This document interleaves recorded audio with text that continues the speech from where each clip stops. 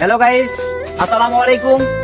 আমি শুধু একটা ভিডিও নিয়ে আসছি যে আমাদের জোড়াবাড়ি ইউনিয়ন ৮ নং ওয়ার্ড, মানে জোড়াবাড়ি ইউনিয়ন বলতে গোটা জোড়াবাড়ি ইউনিয়ন ৮ নং ওয়ার্ড।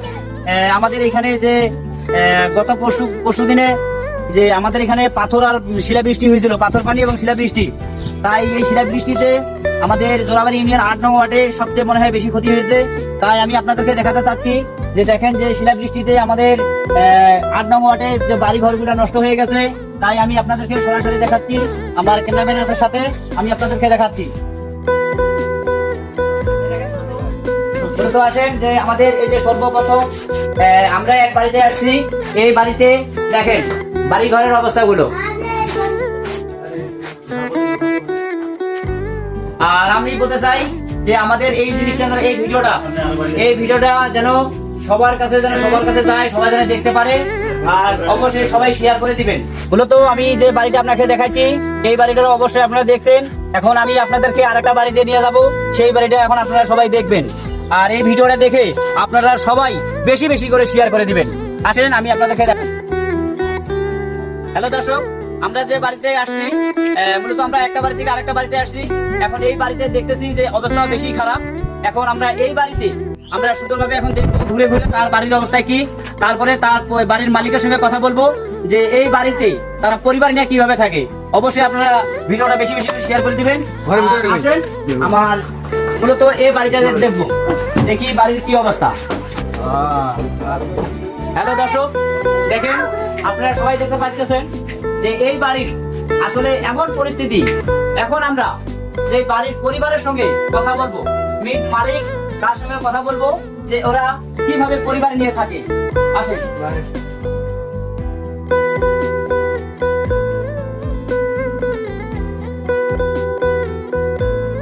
আসসালামু আলাইকুম। আমরা তো ঘুরে দেখলাম যে আপনার বাড়ির অবস্থা খুবই খারাপ। তা হইলো মূলত যে আপনার এই যে বাড়ি, গতকালকে যে বৃষ্টি আসছিল, আপনি এই বৃষ্টিতে আপনার এই যে বাচ্চাগুলো নিয়ে কিভাবে ছিলেন? আমি ছিলাম ওই যে বৃষ্টিতে যখন পাথরটা পড়ে, তখন আমি তো বাইর হয়ে তো পাচ্ছি না, ওইখানে মাথা গেলে আমাকে পাথর ডাক দিতেছে। আর কিনা মানে খাটার নিচে যে ঢুকিব, তাও তো আমি ওই সময় দিশা আমার হারিয়ে গেছি। আচ্ছা আচ্ছা। এইভাবে আর কি বাচ্চা নিয়ে আসে, যখন পানি বন্ধ হয়েছে তখন আমি বাচ্চাগুলা ধরে বাইর হয়ে পাশের বাড়িতে গেছি।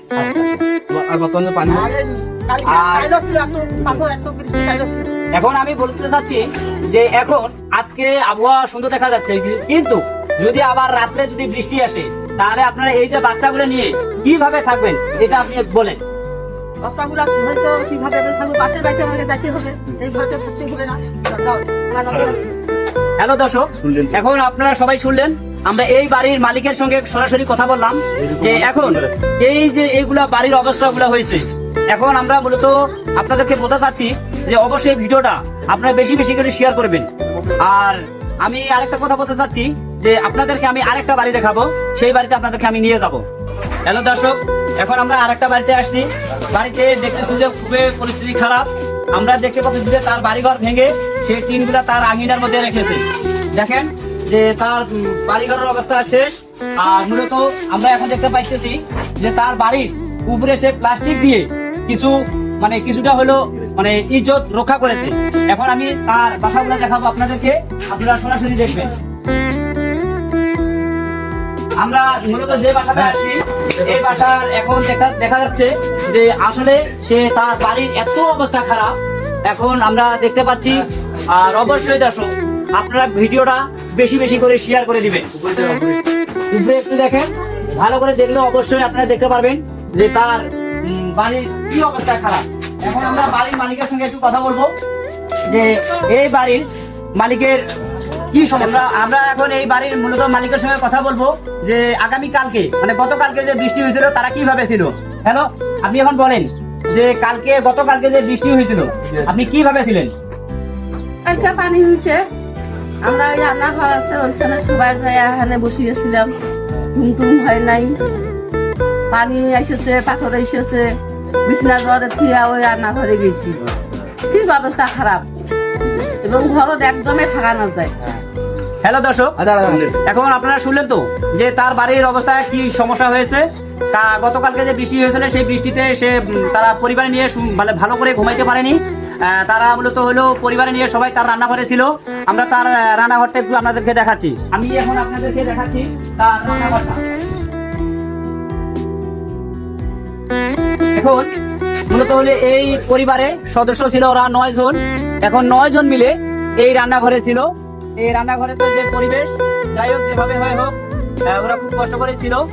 যাই হোক, আমি এখন বলতে চাচ্ছি যে আমাদের যে ডোমার ডিমলার মধ্যে নতুন এমপি এবং এই নতুন এমপি মহোদয়ের কাছে যেন আমরা আমাদের এই ভিডিওটা যেন যায়, আর অবশ্যই যেন এমপি এবং নতুন সরকারের কাছে জিনিসটা যেন প্রকাশ করি।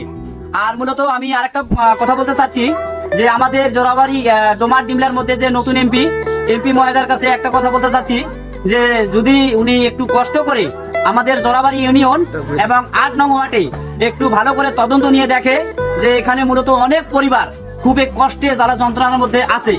এটাই আমার বিশেষ করে আমার এমপির কাছে অনুরোধ, বিশেষভাবে অনুরোধ করে বললাম।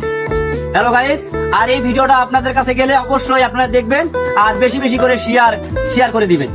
ঠিক আছে, আসসালামু আলাইকুম ওয়া রাহমাতুল্লাহি ওয়া বারাকাতুহু।